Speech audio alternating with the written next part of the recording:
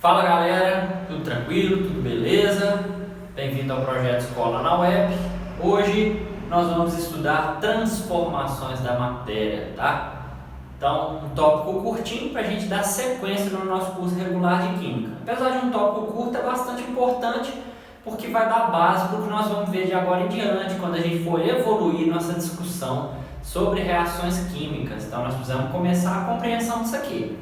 A matéria se transforma, gente, isso não é nenhuma novidade, né? A gente vê fenômenos acontecerem, né? Então, à nossa volta, na natureza, a gente percebe a água evaporar, a gente percebe uma chama ser produzida, gerar calor e luminosidade, assim por diante, né? Então, são processos em que a matéria apresenta transformações.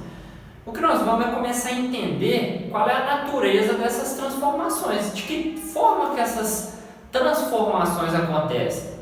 Existem categorias diferentes? Já vou responder a primeira pergunta. Existem duas categorias que nós precisamos gravar quando a matéria se transforma. Quando é um fenômeno físico ou um fenômeno químico. E agora vamos entender o que vem a ser cada um deles em detalhes, tá? Então, pessoal, fenômeno físico, o nome já diz, tá?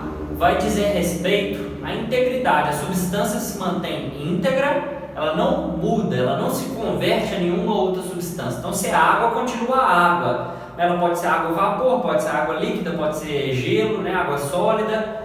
Ou seja, eu posso ter mudança de estado? Beleza, é um fenômeno físico. Eu posso ter redução de dimensões? O que significa isso? Eu tenho um bloco de, digamos, de rocha qualquer, de um mineral, tá? Hidroxapatita. Então eu tenho um bloco grande. Se eu trituro esse material, eu tenho redução de dimensões. Continua sendo hidroxapatita, não houve nenhuma mudança. Eu tenho um pedaço de gelo. Eu triturei e formei pó de gelo, deixou de ser gelo? Deixou de ser a água, né, que é a substância que compõe o material? Não. Portanto, é um fenômeno físico, é uma redução de dimensão, que também é um outro exemplo. Variação de temperatura, Marcos, pode ser também? Pode, é. Então, eu tenho uma substância que está a 20 graus Celsius e a substância passa até 60 graus Celsius. Eu continuei com a mesma substância. Então, eu quero que você capte essa ideia, gente. Eu posso mexer com a propriedade da matéria de temperatura, de estado físico, de dimensão, né? Granulado, granulosidade maior, menor, sem que eu transforme essa substância em outra. Eu não estou fazendo mudança de uma substância em outra, pessoal. Eu estou mantendo a mesma substância que agora está se apresentando de uma maneira diferente devido a um fenômeno físico, tá? Então guarde isso, fenômeno físico, não há alteração da substância ou das substâncias, elas continuam as mesmas, porém elas vão mudar algumas propriedades em decorrência de um fenômeno de variação que pode ser estado, mudança de estado, pode ser redução de dimensões, pode ser variação de temperatura.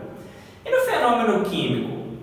Bom, se no fenômeno físico eu não tenho conversão de uma substância em outra, ou conversão de substâncias em outras, é exatamente isso que eu vou ter no fenômeno químico. Então ficou fácil guardar, tudo que sobrou vai para o fenômeno químico, certo?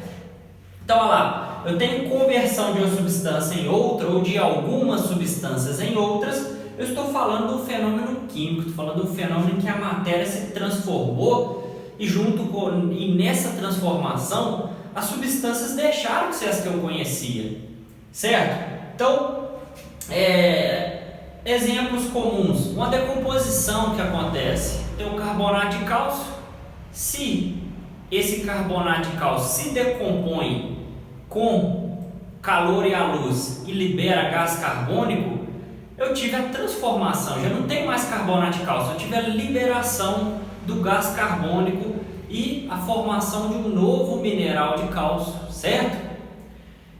Um fenômeno de combustão, um fenômeno no qual aparece chama, é um outro exemplo. Eu tenho o papel, que é composto de celulose. Esse papel entra em combustão, ou seja, oxigênio é o comburente ele é o combustível, produz luz e calor numa quantidade apreciável, se forma uma chama. E eles vão se converter oxigênio e celulose em gás carbônico e água. Então houve transformação das substâncias que estavam nesse processo. Bem simples de guardar. Marcos, eu quero saber o seguinte, fenômenos químicos, como identificar? Como é que eu não vou me confundir se é um fenômeno físico ou se é um fenômeno químico? Vamos supor que a substância tenha se convertido em outra, mas as características dela visuais continuam as mesmas. Bom, essa é uma boa pergunta. Vamos segurar ela um pouquinho. De maneira geral, nos fenômenos químicos nós vamos ter, por haver essa conversão de uma substância ou de substâncias em outras, nós vamos ter alguns pontos que vão ficar marcados, tá? E que vão indicar que houve um fenômeno químico e não físico. Quais são eles? Cor é um exemplo. Então, geralmente a mudança de cor. Liberação de gás. Comentamos a questão do carbonato de cálcio, uma liberação de gás, certo? Então, liberação de gás geralmente indica um fenômeno, em geral indica um fenômeno químico. Precipitado, PPT precipitado que eu escrevo. Então, precipitação, ou seja, um sal se decompõe num recipiente, estava dissolvido, decompôs. Marcos, se ele decompor, é de lei que é fenômeno químico? Opa, peraí.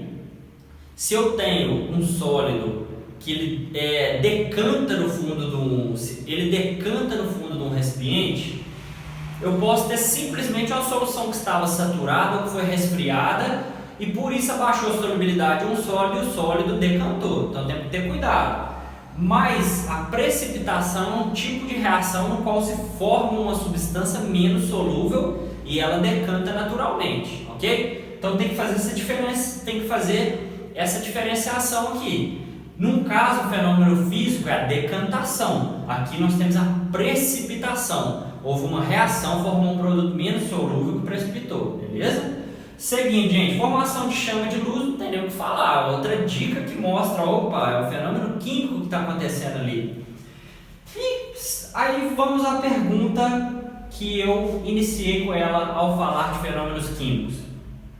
Em caso de eu não observar visualmente esses indicativos de que o fenômeno foi químico, bom, nesse caso eu terei que checar a alteração das propriedades físico-químicas. Então vou verificar a densidade, vou verificar o volume daquele material antes e depois, vou verificar propriedades de elasticidade, correto?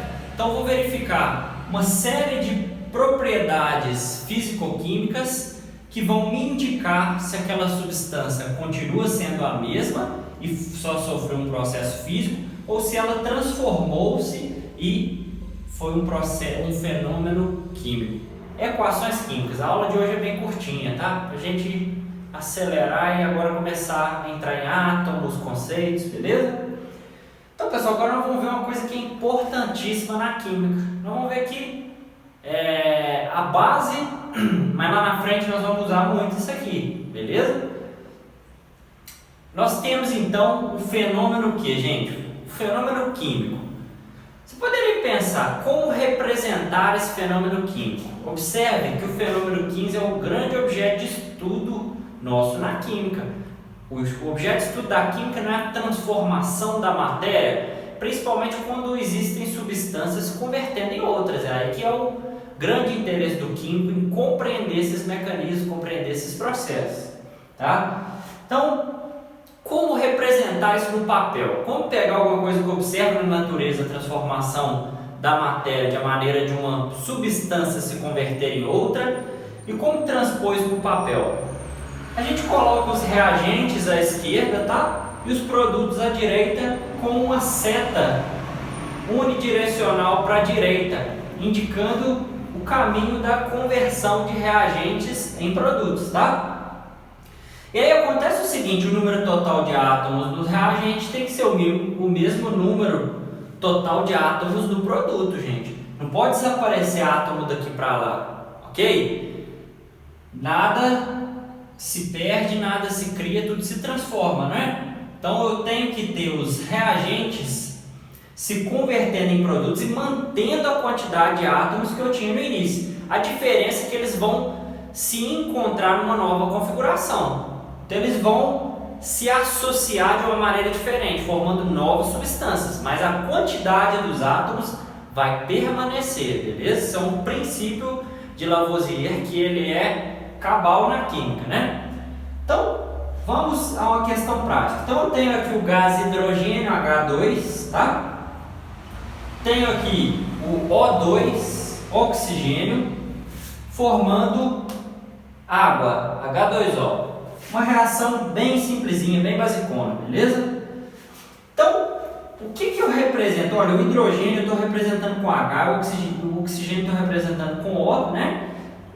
É o que a gente chama, pessoal, de símbolos, tá? Então, a partir de agora, nós vamos usar símbolos para nos referir a substâncias, tá? A elementos que vão ser organizados em tabela lá na frente nas nossas próximas aulas de tabela periódica. Então, eu vou representar o elemento oxigênio com O, vou representar o elemento, o hidrogênio com H. Isso é um padrão, tá, gente?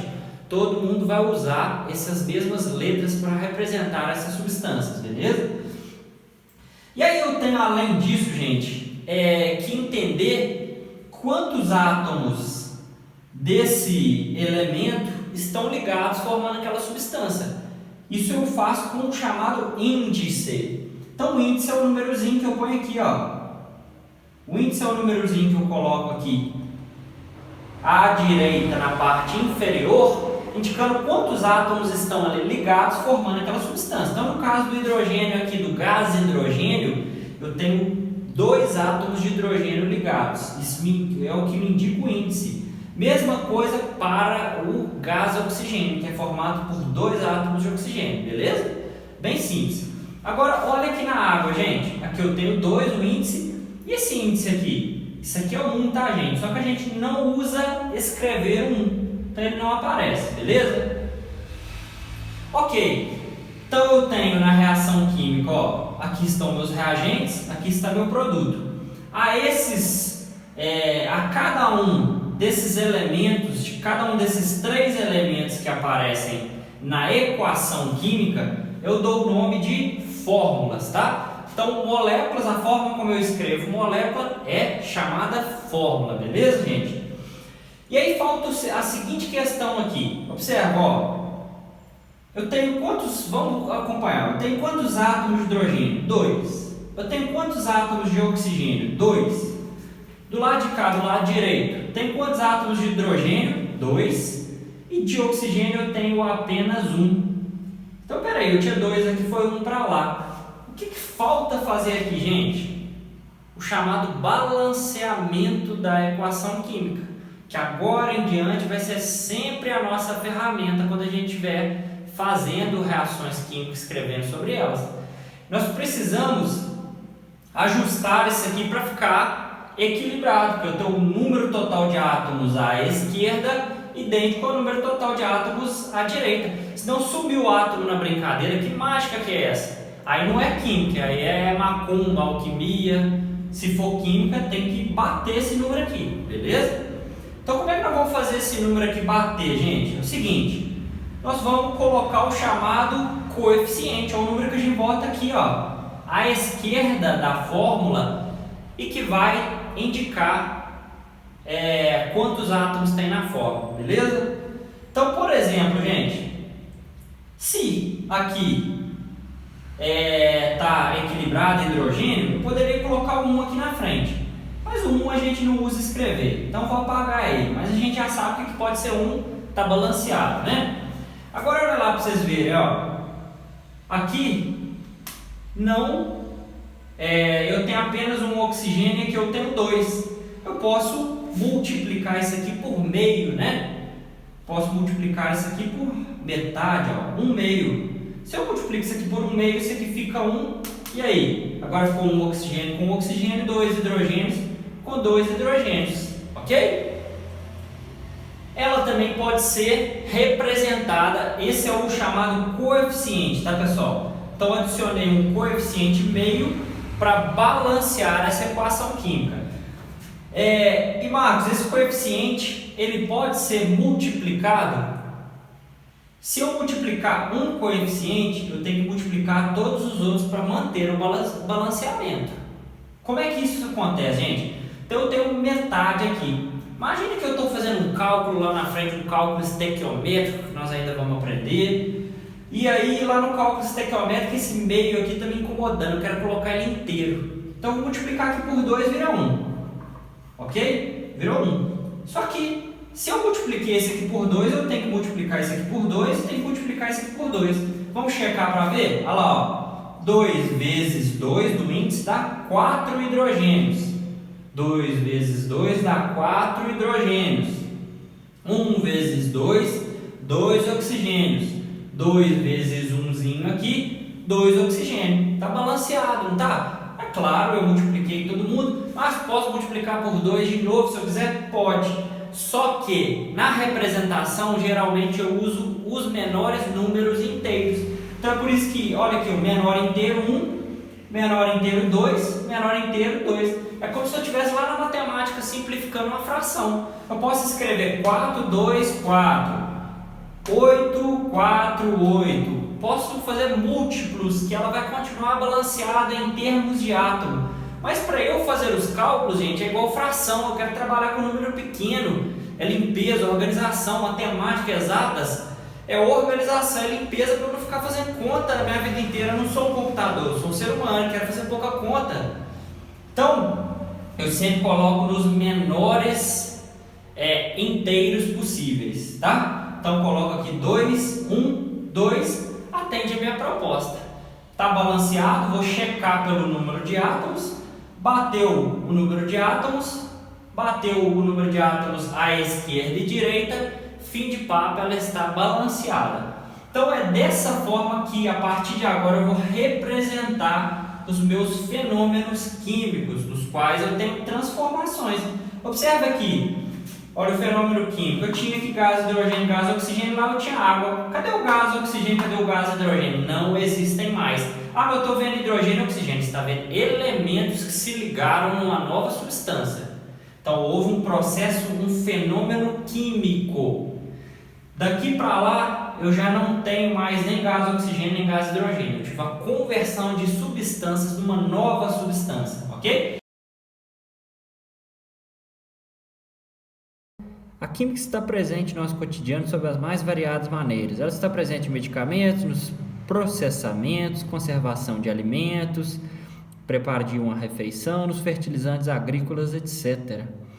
A alternativa que apresenta um fenômeno químico. Então, estamos buscando agora um fenômeno químico, tá, gente? Fusão de banha, gordura. Então, a gordura, quando ela está fria, ela fica sólida, né, gente? O aquecimento gera o distanciamento das moléculas de gordura, das moléculas orgânicas que compõem a gordura, e aí ela toma aquele aspecto líquido, tá? Ou pastoso. Mas não há alteração das moléculas, é simplesmente um fenômeno físico, ok? Fragmentação de uma pedra de cloreto de sódio, sal de cozinha. Então eu pego um sal grosso, trituro e vira sal fino. Eu mudei o cloreto de sódio? Não, continuo com o cloreto de sódio agora em granulosidade menor, fenômeno físico. Letra C, dissolução de açúcar em água. Não, açúcar continua sendo açúcar, porém dissolvido em água, fenômeno físico.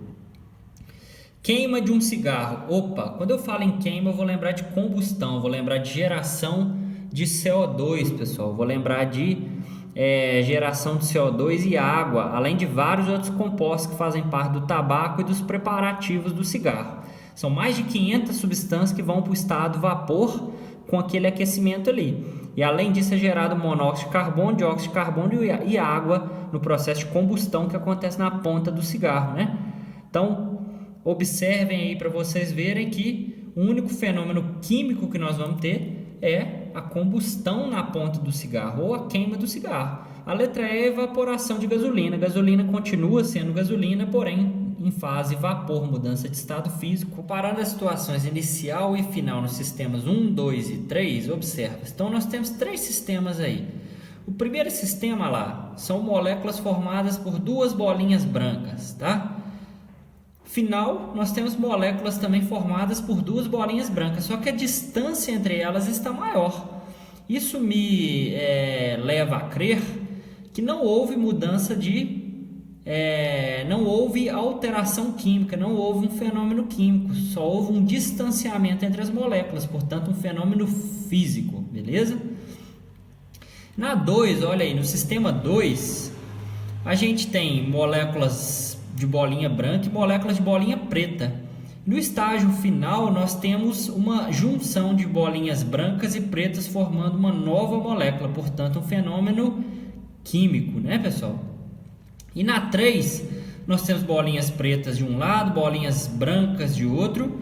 E no sistema final, nós não tivemos interação, junção entre essas bolinhas formando novas moléculas. Nós continuamos com as mesmas moléculas que a gente tinha no início, mas elas estão misturadas, tá? Então, eu tenho aqui, inicialmente, um fenômeno físico. Na 1, na 2 eu tenho um fenômeno químico, beleza? E na 3 eu tenho um processo de mistura. Vamos ler as alternativas então. A letra A ocorrência de um fenômeno químico no sistema 1. Então, houve ocorrência de fenômeno químico? Claro que não. Houve talvez uma mudança de estado ou simplesmente um aquecimento, que é um fenômeno físico. Vamos a B. A formação de uma mistura no sistema 2. No sistema 2 eu não tive mistura, eu tive um fenômeno químico, tive geração de novas moléculas a partir das moléculas iniciais. Então não é a B. Letra C, uma mudança de estado no sistema 3. Não tive mudança de estado, as moléculas não aumentaram o espaçamento, nada disso foi indicado na 3, pessoal. O que foi indicado na 3 foi uma mistura aí, ó, bolinhas pretas, que são moléculas iniciais, bolinhas brancas de moléculas iniciais misturadas no sistema final. Então não é a C. A letra D, a formação de uma mistura no sistema 1. Não, também não. No sistema 1 a gente não teve mistura. A gente só tinha um tipo de molécula e continuou o mesmo tipo de molécula, só mais espaçada, né? E letra E, a ocorrência de um fenômeno químico no sistema 2. Tivemos ou não? Ah lá, tivemos sim, com certeza. Então, letra E é a nossa resposta.